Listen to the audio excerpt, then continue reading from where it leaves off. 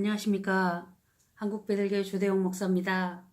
날마다 우리 말씀 읽기 시간에 동참해 주셔서 감사합니다. 기도하겠습니다. 하나님 아버지, 주님께서 우리에게 은혜를 주셔서 귀하고 복된 하나님의 말씀을 읽는 자리에 서 있을 수 있게 해주셔서 감사합니다. 주의 말씀이 우리에게 생명의 말씀이 되도록 성령님 임재하시고 함께하여 주셔서 하나님의 뜻을 깨달아 알도록 은혜를 더해 주옵소서. 예수님 이름으로 기도드립니다. 아멘. 찬송은 196장입니다. 196장 찬송 드리겠습니다. 찬송가는 통일찬송가 196장이고 성경은 개역 한글판으로 읽고 있다는 것을 기억해 주시기 바랍니다. 다시 한번 말씀드립니다. 찬송가는 통일찬송가이고 성경은 개역 한글판입니다. 그렇게 하는 이유도 있지만 또 언젠가는 알게도 될 수도 있고 그렇습니다. 찬송가 196장 찬송 드리겠습니다. 날 구원하신 예수를 영원히 찬송하겠네. 저 죄인 어서 주께 와 죄사유함을 심 받아라.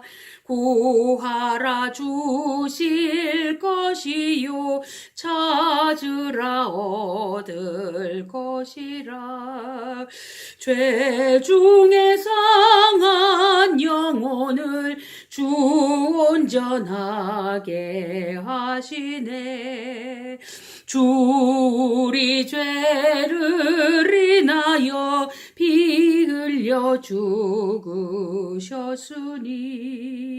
주밖에 없는 사랑을 만 백성 알게 전하세. 주 예수 사랑 못 잊어 나 항상 눈물 흘리네. 이 세상 어디 가든지 내 주만 생각하도다. 목마른 자 이 샘에와 영생의 물을 마셔라. 내 주를 사랑한데도 늘 맘에 부족하도다.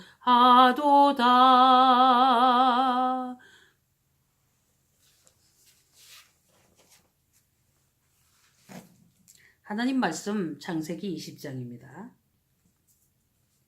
아브라함이 거기서 남방으로 이사하여 가데스와 술 사이 그랄에 우거하며,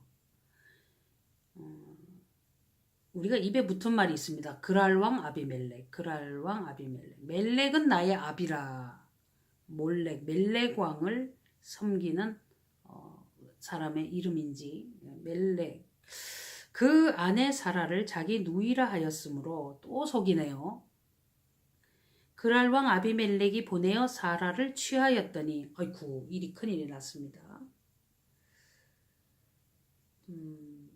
왕 아비멜렉이 사라가 얼마나 좀 괜찮게 생겼으면 지금 이 상황이 사라가 90세가 넘었는데 얼마나 미모가 뛰어났으면 이런 일이 벌어졌을까. 그 밤에 하나님이 아비멜렉에게 현몽하시고 그에게 이르시되 내가 취한 이 여인을 인하여 내가 죽으리니 그가 남의 아내임이니라. 아비멜렉이 그 여인을 가까이 아니한 고로 그가 대답하되 주여 주께서 의로운 백성도 멸하시나이까. 사람들이 생각하기에 실질적으로 훔치지를 않아도 도둑질이라는 마음이 속에 있은 것은 그다지 나쁘게 생각하지 않는 것 같아요. 일단은 여인을 데리고 왔지만 내가 동침은 하지 않았다. 의롭다.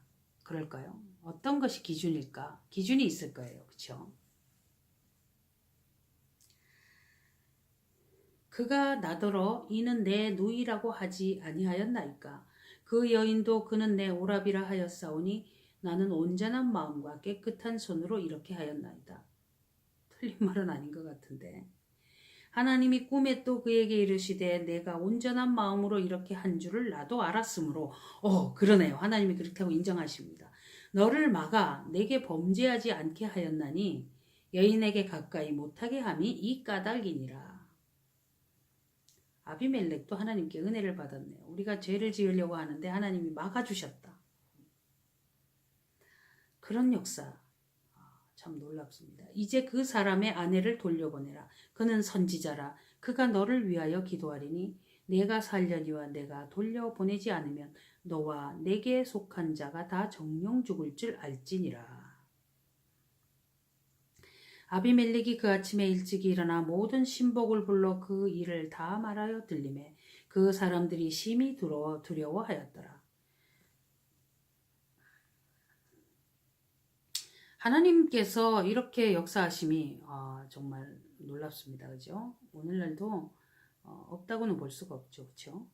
아비멜렉이 아브라함을 불러서 그에게 이르되 내가 어찌하여 우리에게 이렇게 이리 하느냐 내가 무슨 죄를 내게 범하였건대 내가 나와 내 나라로 큰 죄에 빠질 뻔하게 하였느냐 내가 합당치 않은 일을 내게 행하였도다 하고 아비멜렉이 또 아브라함에게 이르되 내가 무슨 의견으로 이렇게 하였느냐 아브라함이 가로되 이곳에서는 하나님을 두려워함이 없으니 내 아내를 인하여 사람이 나를 죽일까 생각하였으며 또 그는 실로 나의 이복누이로서 내 처가 되었음이니라.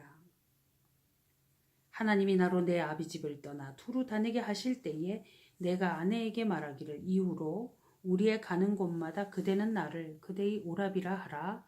이것이 그대가 내게 베풀 은혜라 하였었노라.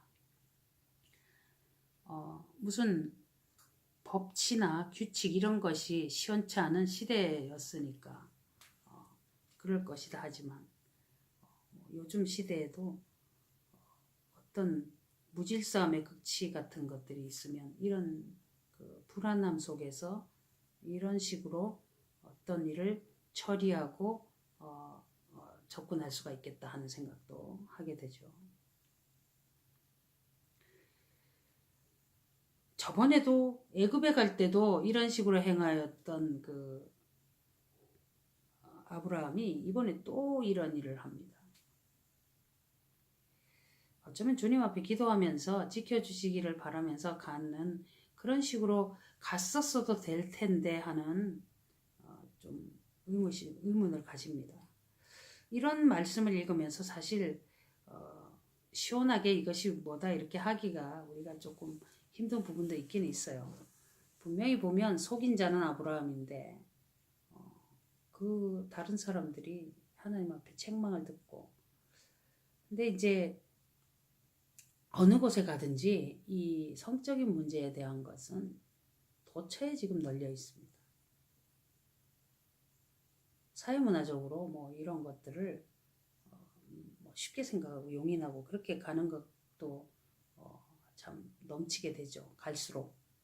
그런데 그런 사회 속에서 쉽게 아비멜렉도 분명히 혼인을 하고 뭐 아내도 있고 다 있을 텐데 이런 식으로 괜찮은 사람이 있으면 다 데려다가 막 맘대로 살 수 있다고 하는 거. 꼭 창세기 6장에 나오잖아요. 뭐라고 돼 있습니까? 자기의 마음에 좋은 대로 다 데려다가 그렇게 막 부인을 삼고 막 그러는 부분들.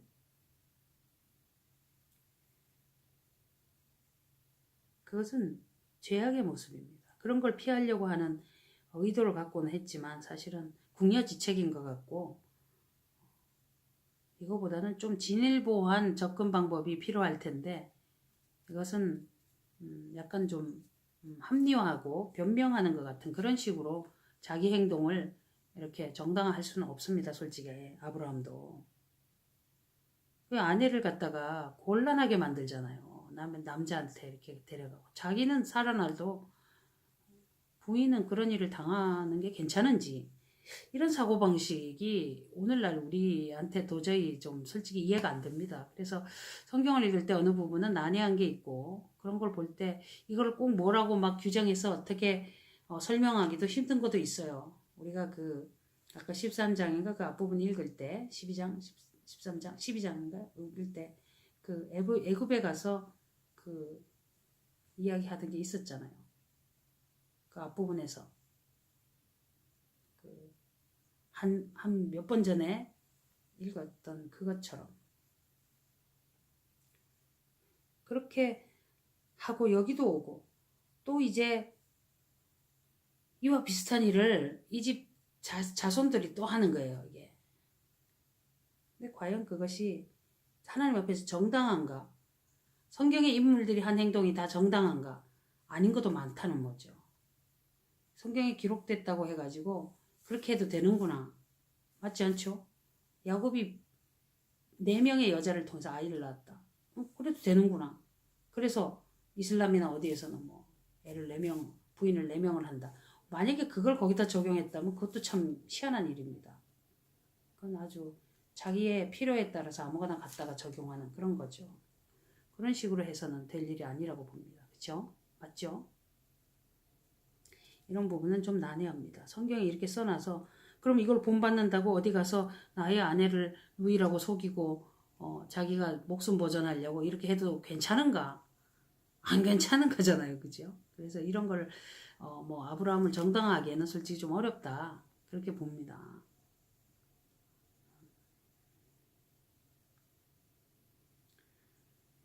아비멜렉이 양과 소와 노비를 취하여 아브라함에게 주고 그 아내 사라도 그에게 돌려보내고 아브라함에게 이르되 내 땅이 내 앞에 있으니 너 보기에 좋은 대로 거하라 하고 사라에게 이르되 내가 은 1000개를 내 오라비에게 주어서 그것으로 너와 함께한 여러 사람 앞에서 내 수치를 풀게 하였노니 내 일이 다 선이 해결되었느니라. 위자료도 주고 보상도 하고 이러는 모습인데 이런 아비멜렉 같은 이런 사람들이 좀 그래도 하나님이 선을 긋게 하셔서 다행스럽기는 하지만 다행스럽다 이러면 또 안 된다고 누가 그러더라고요. 그냥 피할 길이 있어서 정말 은혜가 되고 그렇습니다만은 참 있어서는 안 될 일들이죠. 이런 게. 그 덕에 뭐 이렇게 좋은 걸 많이 보상금을 받고 취하게 되어서 아유 정말 전화위복이다 그렇게 말하기도 별로 이렇게 바람직한 것은 아니어 보입니다. 그렇죠? 진실하게 이야기를 하고 하나님의 도우심과 방패되심과 인도하심에 대한 그런 거에 대한 어떤 그 생각은 없었는가?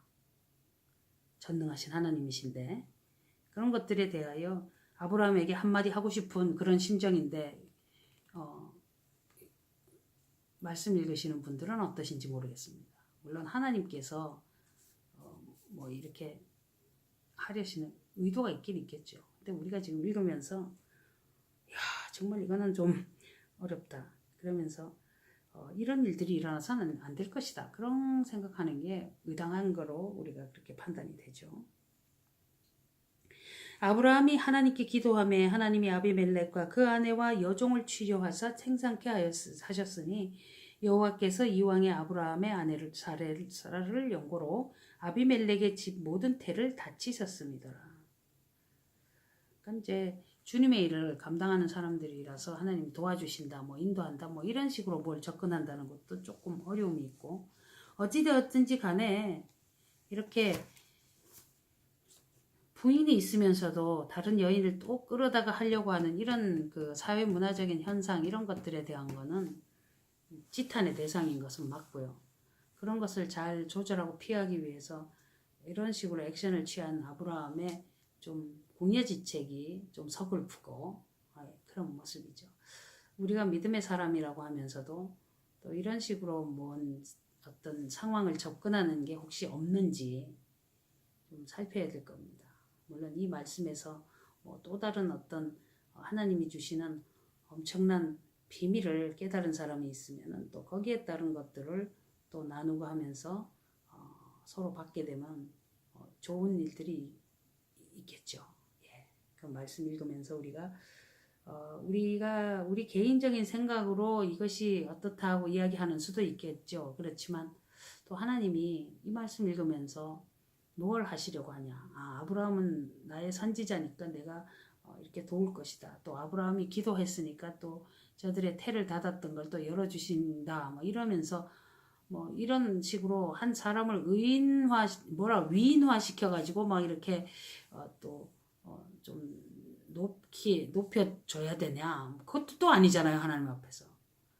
이 말씀 앞에서 도대체 우리가 무엇이 필요하냐.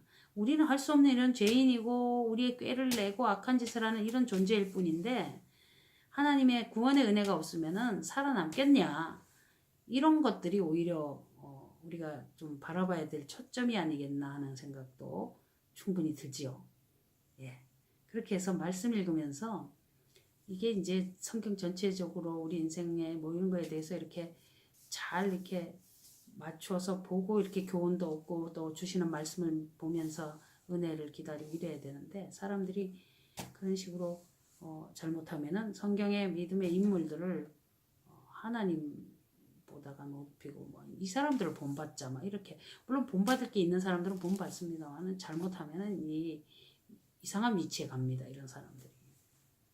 그래서 가끔 이렇게 실수하는 것, 잘못된 거 이런 거를 또 적어주시는 이유도 있지 않겠나. 그렇게도 미루어도 또 생각을 해보기도 하고. 예, 20장이 뭐 간단한 이야기가 있는 것 같지만 좀 내용은 참 절박한 위기고 좀 심각한 얘기네요. 그렇죠? 그런데 하나님 앞에서 참 우리가 이럴 때 어떻게 하냐. 정말 물어보고 기도하고 하나님 인도하심을 따라서 이러한 복잡하고 힘들고 이런 것들에 얽히지 않도록 상당히 정말 맡기고 또 보호하심을 따르고 이런 것들을 우리가 좀 계속 추구하고 그렇게 해야 되겠다는 것도 또 우리가 생각을 충분히 하게 됩니다. 하나님이 뭘 말씀하시려는지 좀 더 생각을 해봐야 될 그런 말씀이 여기 창세기 20장 말씀으로 우리가 보입니다. 그래서 조금 더 길을 걸으면서도 움직이면서도 하나님께 여쭙고 또 기도하면서 주신 의미가 뭔지를 좀 찾아내보자. 그런 표현을 한번 해봅니다. 기도하겠습니다. 하나님 아버지, 사실은 저희가 말씀을 읽을 때 어느 때는 정말 이해도 안 되고 완전히 그 뜻이 무엇인지에 대하여 잘 헤아리지 못할 때도 있습니다. 우리가 보기에는 이해할 수 없는 이 말씀을 하나님 아버지 허락하신 은혜가 무엇인지를 우리가 생각하고 묵상할 때에 가르쳐 주시옵시고 아버지께서 원하시는 것을 알고 그리고 아는 사람답게 움직이도록 우리에게 지혜를 주시고 크신 은혜를 더하여 주옵소서. 예수님 이름으로 기도드립니다. 아멘. 감사합니다. 하나님 말씀 읽기를 마치겠습니다.